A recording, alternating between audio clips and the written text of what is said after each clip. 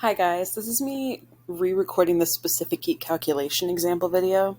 I re-watched the one that I uploaded the first time and realized it was kind of a hot mess, so we're going to try this again, and hopefully I say less confusing things. Let's try this.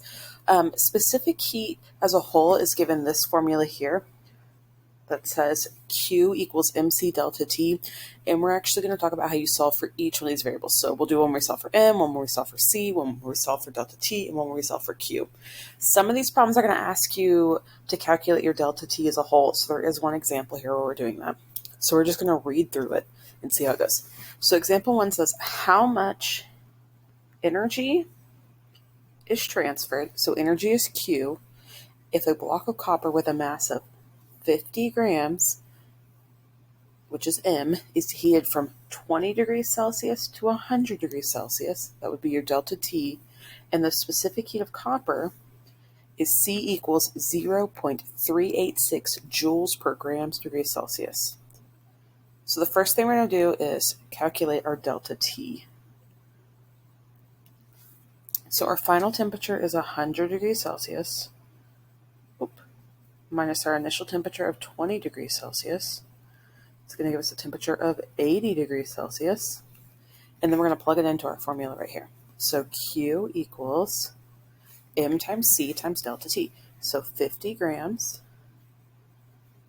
times 0.386 joules per grams degrees Celsius times 80 degrees Celsius. Oh, and if I can find my calculator, we will solve this.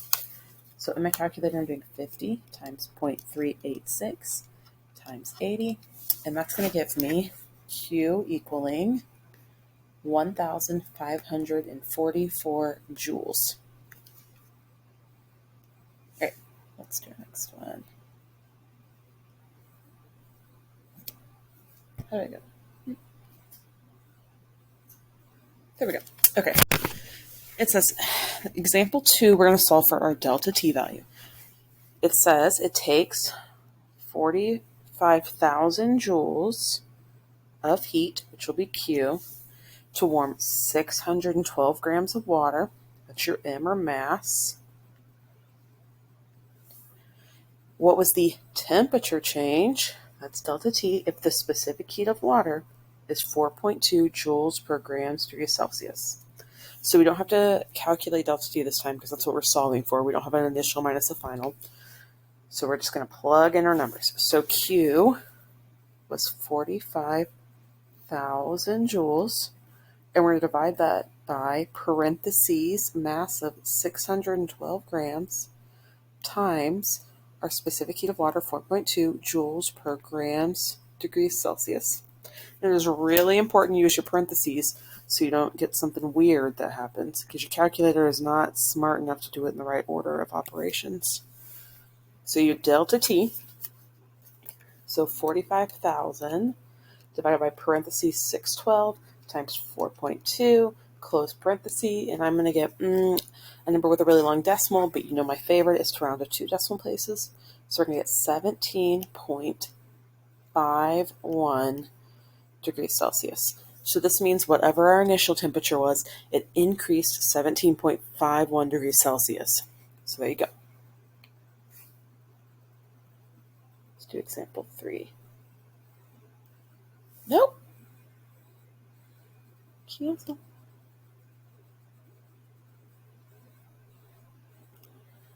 Sorry guys, I am using a different stylus at home than I'm used to, so things are a little funky, but we're trying. We're trying really hard.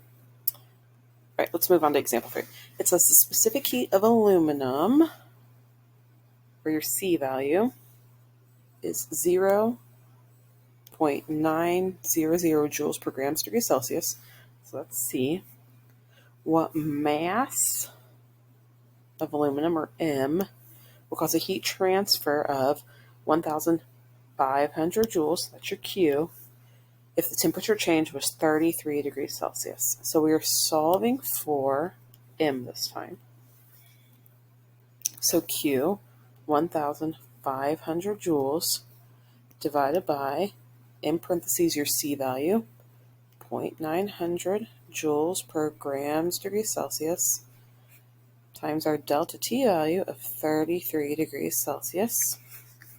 It's going to give me my mass, and in parentheses I'm doing 1,500 divided by, not in parentheses, in my calculator I am doing 1,500 joules divided by parentheses 0.900 times 33 close parentheses, and I get another number with a big O decimal, but that's okay. We're going to round to 2 decimal places and we get 50.51 grams. And we're going to do the last one now. If it'll let me. Yay, okay. This last one. Yep. This last one says, what is the specific heat of a substance that absorbs 2,500 joules of heat when a 100-gram sample of the substance increases in temperature from 10 degrees Celsius to 70 degrees Celsius? So we're going to highlight our variables really quick because I forgot to do that. So joules is Q, your grams is M, delta T will be this temperature change here, and C is what we are solving for, the specific heat.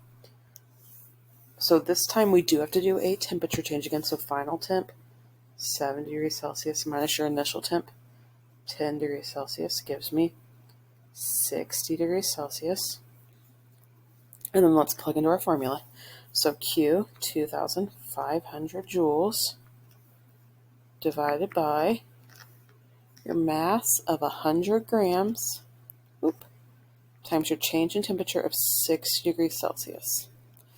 So again, it's really important that I do my parentheses here. So I have in my calculator 2,500 divided by parentheses 100 times 60 close parentheses, and I'm going to get a decimal and I'm going to round to 2 places, so I get 0.42 joules per grams degrees Celsius. So I hope this video made more sense than the last one I uploaded on specific heat calculations. If you don't know what I'm talking about, you missed out on the hot mess that was there before. So here we go. I will talk to you guys later. I hope to see you in class soon. Bye.